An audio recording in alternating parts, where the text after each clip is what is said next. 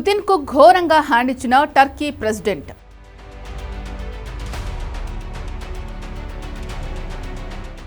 Trump మెప్పు కోసం పుతిన్కు ఎదురెళ్తున్న ఎర్డోగన్.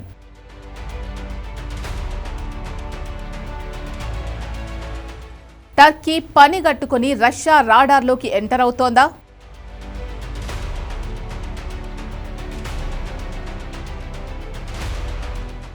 రష్యా యుక్రెయిన్ సంక్షోభం ప్రారంభమైనప్పటి నుంచి అటు క్రెమ్లిన్తోనూ ఇటు పాశ్చాత్య అట్లాంటిక్ కూటమితోనూ అత్యంత చాకచక్యంగా బ్యాలెన్స్ పాటిస్తూ అంతర్జాతీయ శాంతి దూతగా కలరంగిచ్చిన అంకారా ఇప్పుడు మెల్లగా నాటో కూటమి వైపు మొగ్గు చూపుతోంది.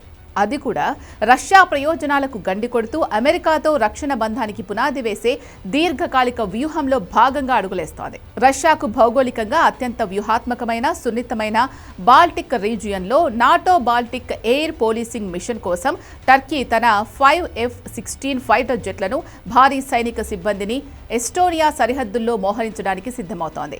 ఈ పరిణామం పుతిన్కు తీవ్ర ఆగ్రహం తెప్పించేదిగా విశ్లేషకులు చెబుతున్నారు.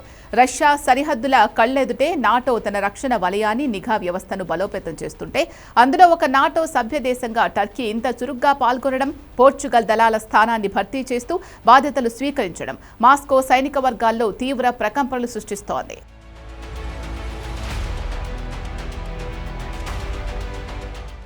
ఎస్టోనియాలో మిలిటరీ మోహరింపు నిర్ణయం వెనుక అసలు కారణం అమెరికాతో రక్షణ సంబంధాలే. అమెరికన్ F-35ను ఎలాగైనా దక్కించుకోవాలని ఎర్డోగన్ పట్టుదలతో ఉన్నాడు. తమ దేశ వైమానిక దళాన్ని గ్లోబల్ సూపర్ పవర్గా మార్చడానికి F-35 సాంకేతికత కీలకమని ఎర్డోగన్ నమ్ముతున్నాడు. నిజానికి ఒకప్పుడు ఇదే F-35 సంయుక్త ఉత్పత్తి ప్రాజెక్టులో టర్కీ ఒక కీలక భాగస్వామి.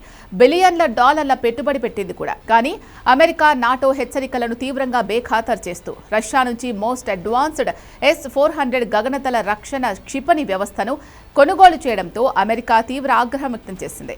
రష్యా క్షిపణి రాడార్లు F-35 స్టెల్త్ సాంకేతికత రహస్యాలను దొంగలిస్తాయనే నెపంతో డొనాల్డ్ ట్రంప్ తొలిసారి అధ్యక్షుడు అయిన సమయంలోనే వాషింగ్టన్ టర్కీని ఈ ప్రాజెక్టు నుంచి బహిష్కరించి తీవ్ర ఆంక్షలు విధించింది.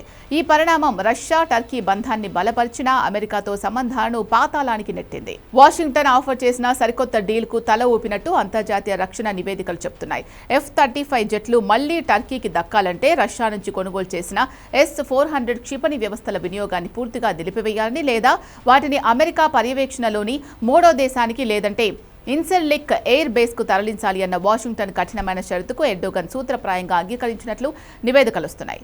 అమెరికా స్టెల్త్ జెట్ల కోసం రష్యా గర్వంగా చెప్పుకునే మోస్ట్ ప్రెస్టీజియస్ S-400 డీల్ను కోల్డ్ స్టోరేజ్లోకి నెట్టడం అంటే రష్యా అధ్యక్షుడు పుతిన్ భద్రతా వ్యూహాలకు, రక్షణ వ్యాపార ప్రతిష్టకు ఎర్డోగన్ కోలుకోలేని దెబ్బ కొట్టినట్లే. సరిగ్గా ఇలాంటి టైంలోనే తన F-16 జెట్లను ఎస్టోనియాలో మోహరించడానికి టర్కీ సిద్ధం కావడం పుతిన్ ఆగ్రహాన్ని మరింత పెంచడం ఖాయమని రక్షణ విశ్లేషకులు అభిప్రాయపడుతున్నారు.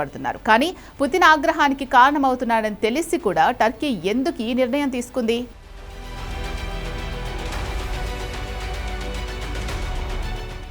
ప్రస్తుతం టర్కీ ఆర్థిక వ్యవస్థ తీవ్ర ద్రవ్యోల్బణంతో కరెన్సీ సంక్షోభంలో ఉంది.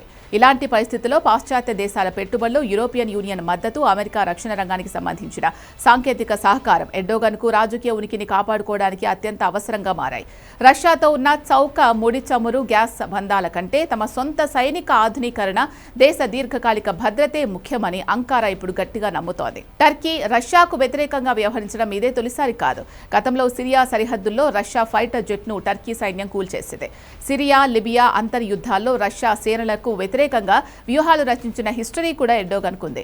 ఆ తర్వాత కాలంలో రాజకీయ అవసరాల కోసం పుతిన్తో వాణిజ్య బంధాలు బలపరుచుకున్న సమయం వచ్చినప్పుడు నాటో కూటమిలో తన సుప్రీమసీని నిలబెట్టుకోవడానికి రష్యా ప్రయోజనాలు సైతం పణంగా పెట్టేందుకు ఆయన వెనకాడరని తాజా పరిణామాలు నిరూపిస్తున్నాయి.